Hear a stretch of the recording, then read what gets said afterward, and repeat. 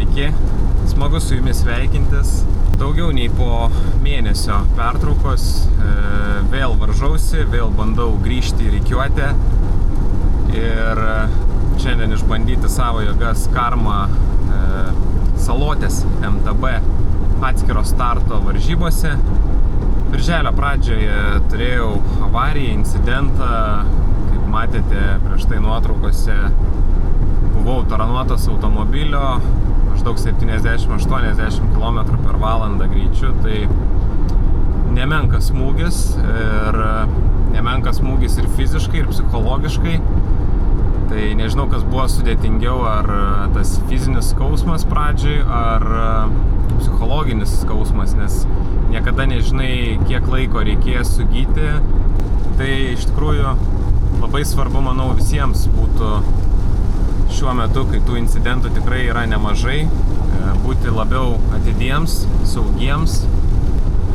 Na, dabar svarbiausia šiandien bus įveikti neilgą 6 km, bet gan brutalę Karmos trasą Salotėje. Tai kelis vienintelis galbūt toksai, kur labiau jaučiasi, jautresnis yra krūviui, tai matysim, kaip jisai susitvarkys su šiandiena. Na, po tokio incidento, aišku, kai grįžti rikiuotę, tai yra nelengva. Visą mėnesį neturėjau kažkokio specifinio treniruočių plano. Aišku, reikės laiko aklimatizuotis vėl į tą lenktynių režimą, manau. Na ir aišku, visi nepamirškit, kad Dievas didis, nes jisai net velniam suteikia antrą šansą. Tai artėjam prie Vilniaus ir kelsimės į Salotės startą. Nu ką, prasiskaidrijo dangus, padarėm apžvalginį ratuką su Mindaugu Šarkausku. Nu, nebus lengva. Pirma dalis šiemet tokia gal ir greitesnė, bet antra tai bus wow. Startas neužilga. Ketvirtas savo grupėje, 13 tavara. Tai Karma organizatoriai leido kitiems varžovams startuoti ir 6 valandą, bet pagal planą mano startas buvo 19:36. Tai nevažiavau anksčiau, norėjau truputį išsilsėti, plius buvo gan drėgna, tai kuo vėliau tarsi startas, manau, tuo ir lengviau. Simonas Pirbikė. 5, 4, 3 sekundės iki starto Tomai. 2, 1. Šiandien naudoju 32 dantų kardaną priekyje, bet galbūt ir didesnis būtų čia visai tikęs. Aišku, pirmoji dalis labai greita trasoje, reikia svarbiausia pradžiai neperdegti, nes antroji dalis, pamatysi, tikrai bus kalvota. Sunku nuo pradžių buvo įsiminti visus posūkius. Tokioj trasoje labai gerai, kada ją mintinai išmoksti, nes jinai yra labai trumpa ir kai jau žinai tos visus posūkius, gali daugiau ir rizikuoti. Tai pernai metais pavyko atvykti net keliomis dienomis prieš startą, aplankyti Vilnių ir išsibandyti trasą. Tai atsipirko naudingai, pavyko užlipti ant podiumo, na ir žiūrėsim, kaip šiemet pavyks.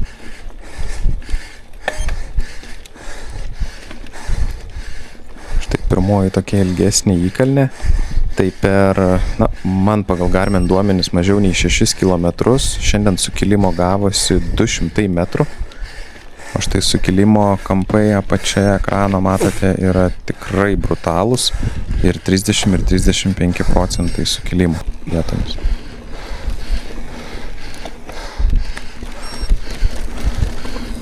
Pamiršau beje į varžybas atsivežti širdies matuoklį krūtinės, tai pulsas buvo nuo riešo, nelabai tikslus šiandien, bet vietomis mačiau, kad laikėsi virš 175, tai kaip man tai nemažai. Aišku, netreniruotumas duoda savo, iš karto sunkiau. Pats beje per visą mėnesį, kol nesportavau, realiai neturėjau tokių rimtų treniruočių, sugebėjau priaugti net 4 kg. Tai vadėliotas šiandien labai pasunkėjęs.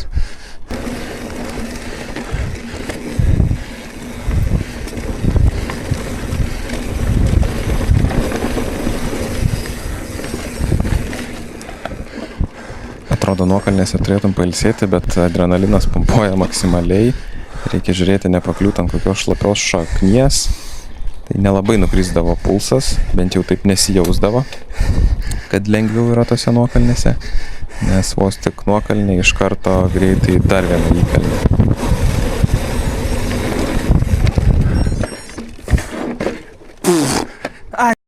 Na štai pirmasis išsisėdimas, per apšilimą užvažiavau šitą kalniuką, nežinau kodėl pakeičiau trajektoriją, per varžybas kitą trajektoriją bandžiau ir štai pirmoji buvo klaida. Pats dviratis per visas šaknės purtimus veikia idealiai, tai ačiū Bros vyrukam, ačiū Emiliui, jokių priekaištų iš techninės pusės šiandien dviračiai nebuvo. Paliksiu Bros nuorodą video apraše, tai kai turėsit bėdų, apsilankykit.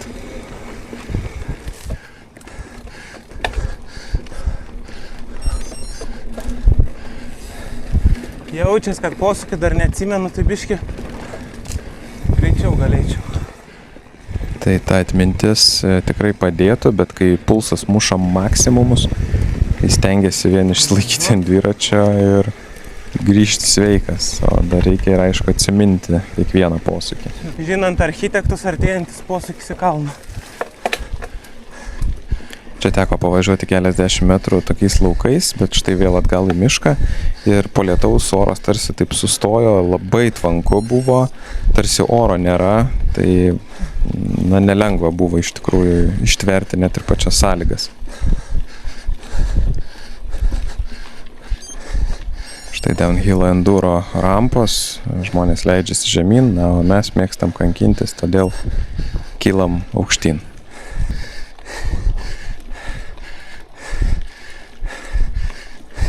Viena ilgesnių įkalnių šioje trasoje, paskaičiavau, kad jinai truko 320 metrų, tai tikrai netrumpas pasikankinimo atstumas. Čia truputį nepaskaičiavau, vos ne nuo skardžio.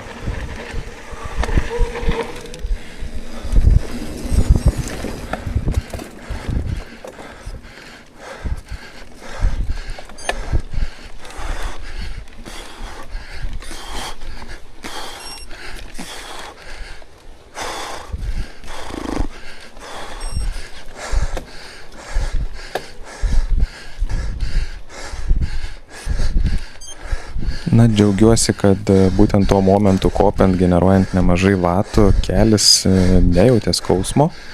Aišku, šiandien, štai darydamas įrašą, tokius sąstingį truputį jaučiu, bet aišku, reabilitacinės priemonės padeda. Manau, viskas tik geryn bus.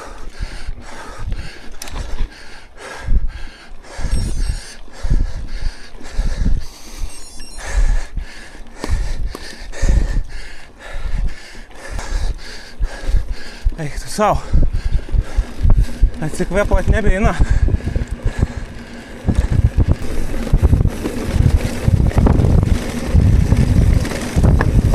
Atrodo, kad norėtųsi dar labiau pasimėgauti tom nuokalnėm, bet štai iš karto vėl posūkis ir lipam į viršų. Eik tu pys. Vėl tą pat vietą. Per apšilimą šioje vietoje padariau lygiai tą pačią klaidą. Teko bėgti neštis, tai va, tai antras išsisėgimas jau.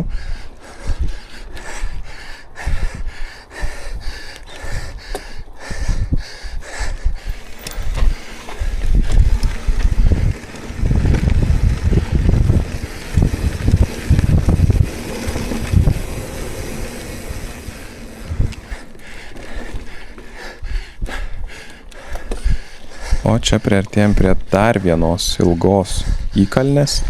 Nebėra jėgų. Ir jėgų nebedaug. Įkalnė truko maždaug 200 metrų. O čia žirgas pasibaido ir trečias išsisėgimas. Ir po pasibaidymo esminė klaida. Eik tu na. Pramas. Posūkį. Tai vat, praleidau posūkį. 3 išsisėgimai ir vienas va toks paklydimas. Aišku, prarasta laiko, bet sakau, galbūt sunkiau buvo pačiam įsivažiuoti tą tokį greitą, brutalų režimą ir jį ištverti šiandien. Už nugaros pamatau Atakers komandos narį, Aurimas Starkus. mano grupiai priklausantis dalyvis. Jei rasi gepą, nerk. Šiandien jis atvažiavo labai greitai, pirmoji vieta mūsų grupėje. Nu, šitas kalniukas iki 40% sukilimo, tai toksai pabaigos saldainis.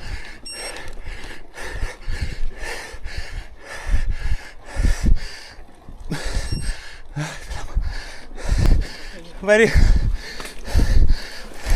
Nesimaišau varžovui, tikrai žymiai greitesnis jisai.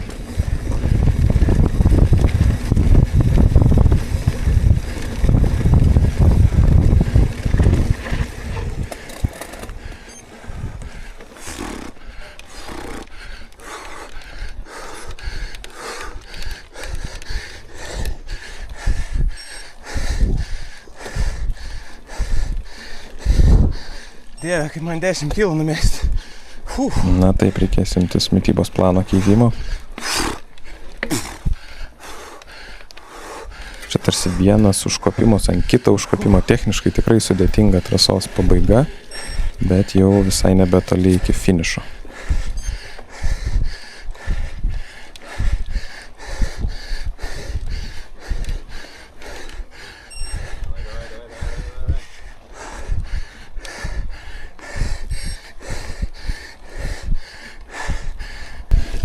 Pagal Garmin statistiką per mažiau nei 24 minutės, 23 minutės pavyko sudeginti daugiau nei 1500 kalorijų.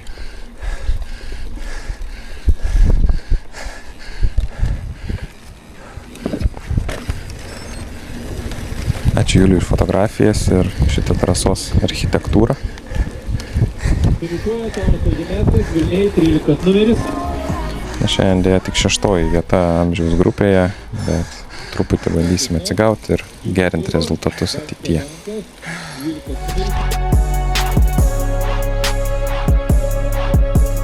Dabar Tauragė kviečiama Eimantą. Sveikinimai Eimantui. Keitas kaip vėjas, kaip atakeris Aurimas Starkus. Plojimai Aurimui Starkui, atakers team. Ir plojimai mūsų jauniausiams mėgėjams. Aurelijus Dailidonis, jau Cycling Club. Plojimai Aurelijų. Aurėjimas. Tikrai labai geras laikas. Ir karma apdovanojimai, ir gerų raugų gėrimai, ir šypsenos fotografams.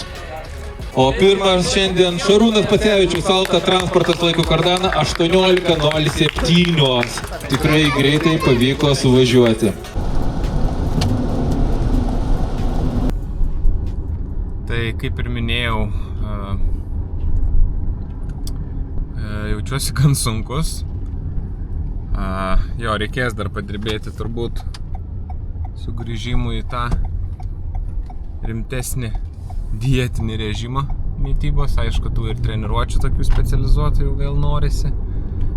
Teks ir intervaliukais turbūt padirbėti, bet tokie dvejopi jausmai. Iš vienos pusės džiaugiesi, kad gali varžytis, iš vis, kad gali minti, atvažiuoti į varžybas. Aišku, šitas sportas yra toksai labai įdomus, tai dalis manęs, aišku, visada nori daugiau iš savęs išspausti.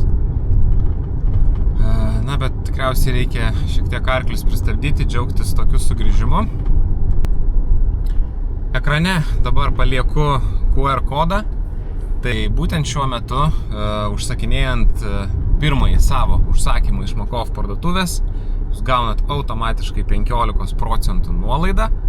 Negana to, perkopė tam tikrą sumą. Jūs gaunate dar ir dry bagą nemokamai Makovio. Tikrai geras daiktas, ypač lietingą dieną.